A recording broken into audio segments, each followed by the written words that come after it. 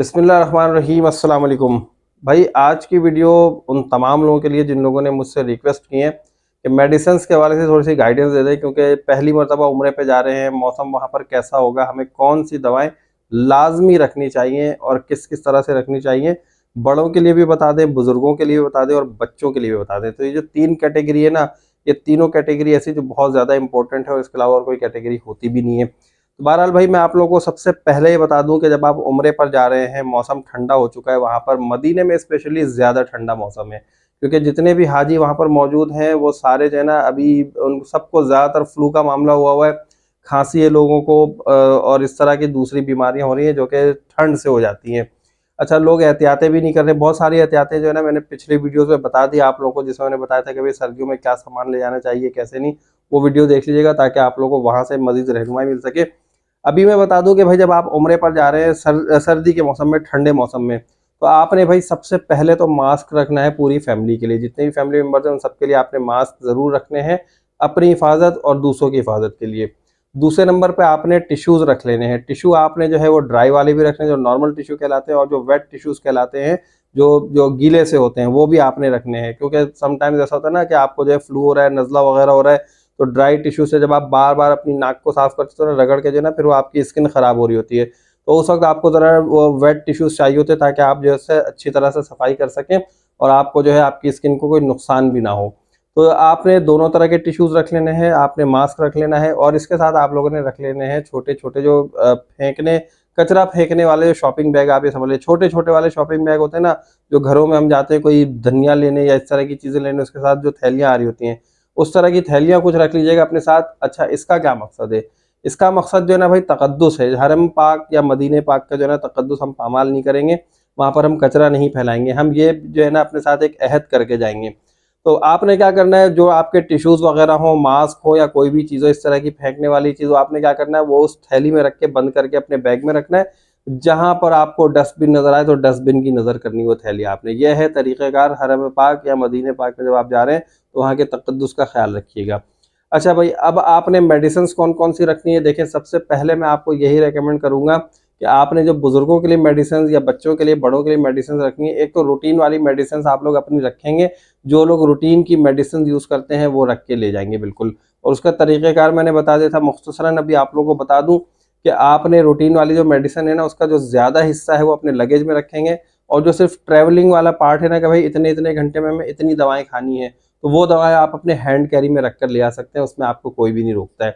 दवाएँ ले जाने का क्या तरीक़ेकार है? अगर कोई आपकी ऐसी मेडिसिन है जो कि रिस्ट्रिक्शंस हैं, उसके ऊपर कोई पाबंदियाँ हैं, तो आप उसको जो है परमिशन लेके ले जा सकते हैं। उसका पूरा तरीक़ेकार मेरे चैनल पे मौजूद है, आप वहाँ से देख सकते हैं।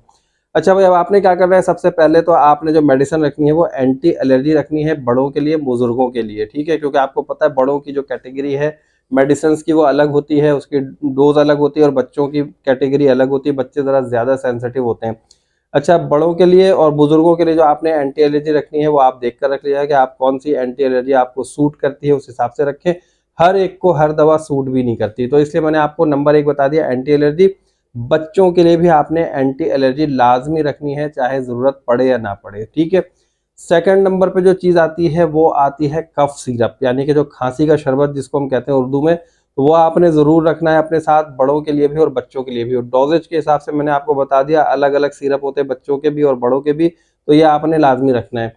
उसके अलावा आपने बड़ों के लिए रखना है पेट से रिलेटेड दवाई, मतलब कि पेट वगैरह ख़राब हो जाता है, गैस्ट्रिक की प्रॉब्लम हो जाती है, लूज़ मोशन हो सकते हैं, तो इस तरह के जो मामलात हो सकते हैं ना, या पेट जो है आपको ऐसा हो सकता है कि भाई आपको ज़्यादा हाजत ही ना हो और आप परेशान हो कि यार गैस वगैरह हो रही है और हाजत नहीं हो रही है, तो उस तरह की मेडिसिन्स, पेट से रिलेटेड 2-3 तरह की मेडिसिन्स होती हैं, तो वो थोड़ी-थोड़ी मिकदार में रख लीजिएगा, बहुत ज़्यादा रखने की ज़रूरत नहीं है। बच्चों के लिए इस तरह की जो मेडिसिन्स होती हैं, कुछ कॉलिक ड्रॉप्स वगैरह आती हैं, छोटे बच्चों के लिए, बहुत छोटे बच्चे होते हैं उनकी बात कर रहा हूँ। वो कॉलिक ड्रॉप्स वगैरह रख लेकर, तो उससे ये होगा कि बच्चों को जो है ना, आप अगर इन केस अल्लाह ना करे कोई ऐसे मामलात होते हैं, तो आप बच्चों को टाइमली वो मेडिसिन्स दे सकें। अच्छा, इसके अलावा बच्चों और बड़ों के लिए एक चीज़ मैं आप लोगों को ये बता दूँ कि बच्चों और बड़ों के लिए जो है ना, कोशिश ये कीजिएगा कि जो हमारे बच्चे होते हैं, जो नए-नए चलने वाले होते हैं या भागने-दौड़ने वाले होते हैं, घुटनों के बल चल रहे होते हैं, तो उनके लिए जो है ना, एक तो बड़े सॉक्स लें, लंबे वाले सॉक्स, और उसके साथ वो कुछ कहलाते हैं नी पैड। मतलब क्या होता है, जो उनके घुटने होते हैं ना, उनके ऊपर पैड वगैरह लगते हैं ताकि उनके घुटने खराब ना हो। तो वो भी ज़रूर लेकर चले जाइएगा। और जो हमारे बड़े लोग हैं उनके लिए यही कोशिश कीजिएगा, कोई इसी तरह के नी पैड वगैरह घर पे भी बना लेते हैं, पुराने ट्राउज़र वगैरह को काट के, जो कि बड़े होते हैं ना स्किन फिट, तो वो ज़रूर बना लीजिएगा ताकि वो ठंड से महफूज रह सकें। क्योंकि भाई वहाँ पे चलना भी बहुत होगा, आना जाना भी होगा, ज़ियारतों पे भी जाना होगा, हरम शरीफ का जो है वो तवाफ़ भी होगा, फिर जो मदीना शरीफ है वहाँ जाकर नमाज़ें भी पढ़नी होंगी, रोज़े पे जाना होगा।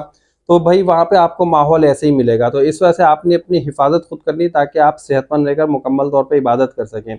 एक और चीज़ मैं आप लोगों को बता दूँ, भई आप जो है ना वहाँ पर अपने बुज़ुर्गों के लिए ख़ास तौर पे वहाँ से आप कोई भी ऐसी मतलब क्या कहना चाहिए, मरहम ले लीजिएगा ऐसा जो कि पेन रिलीवर होता है, पेन किलर नहीं, पेन रिलीवर की बात कर रहा हूँ। पेन किलर तो दवाएँ होती हैं। अच्छा, उसका फ़ायदा क्या होगा? उसका फ़ायदा ये होगा कि भाई बुज़ुर्गों के घुटनों में दर्द हो जाता है, उनके हाथ-पैर में दर्द हो जाता है, कहीं जोड़ों की तकलीफ़ हो जाती है, उनकी कमर में तकलीफ़ हो जाती है, तो भाई आप क्या करें, फ़ौरी तौर पे वो पेन रिलीवर लगा के उन्हें आराम से लिहाफ़ में लिटा दें। वो आधे 1 घंटे में बेहतर हो जाएँगे, फिर अपनी इबादत वगैरह कर सकेंगे, ज़ियारतें वगैरह कर सकेंगे। तो ये एक मतलब बहुत अच्छी सी टिप है उन तमाम लोगों के लिए जो लोग जो है ना इस वक़्त सर्दियों के मौसम में ख़ास तौर पर उम्रे पर जा रहे हैं। इसके अलावा भाई दवा के तौर पे आप कोशिश ये कीजिए कि आप वहाँ पे जोशानदा वगैरह अपने साथ ज़रूर रखें, क्योंकि वहाँ पे जो है ना गले में आपको बहुत ज़्यादा प्रॉब्लम हो सकती है, अल्लाह ना करे। क्योंकि ज़ाहिर-सी बात है, जब आप ठंडे माहौल में रह रहे हैं, एक दूसरा मुल्क है, वहाँ पे खाना-पीना भी, खाने में आपको कुछ प्रॉब्लम हो सकती है, तो जोशानदे का इस्तेमाल जो है ना वो नॉर्मली भी रख सकते हैं कि भाई अगर आपने 2-3 मरतबा आप चाय पीते हैं ना, तो एक चाय की जगह किसी टाइम में आप जोशानदा पी लें।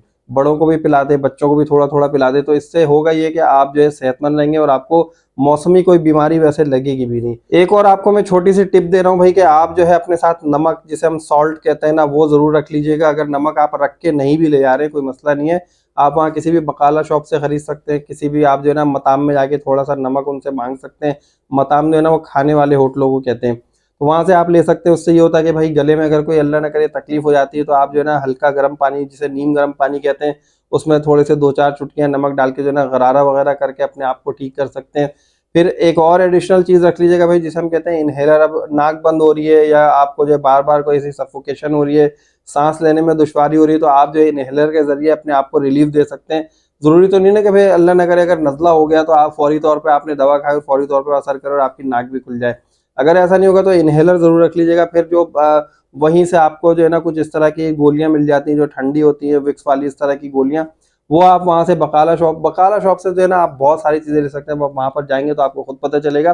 तो इस तरह जो पेपरमिंट वाली टॉफ़ियाँ होती हैं ना, वो आप लेकर अपने साथ रख सकते हैं, ताकि आपको जो है कोई इस तरह के मसले मसाइल ना हो। ये सारी वो चीज़ें हैं कि भाई ज़रूरी नहीं है कि आप ये मेडिसिन लेकर जाएँ तो आपको इस्तेमाल भी करनी पड़े। मेरी दुआ यही है कि भाई जितनी मेडिसिन आप लोग लेकर जाएँ ना, वो इस्तेमाल की ज़रूरत ही नौबत ही ना आए उसकी, और वैसे ही लेकर वापस आएँ, पूरे सेहतमंद तरीके से उम्रा करके आएँ, सेहतमंद तरीके से जाएँ और सेहतमंद तरीके से वापस आएँ। उम्मीद है आप लोगों को ये वीडियो पसंद आई होगी। अगर वीडियो अच्छी लगी तो जल्दी से लाइक कीजिएगा। चैनल को जिन दोस्तों ने अभी तक सब्सक्राइब नहीं किया, सब्सक्राइब कीजिए और नेक्स्ट वीडियो तक के लिए मुझे इजाज़त दीजिए। अल्लाह हाफ़िज़।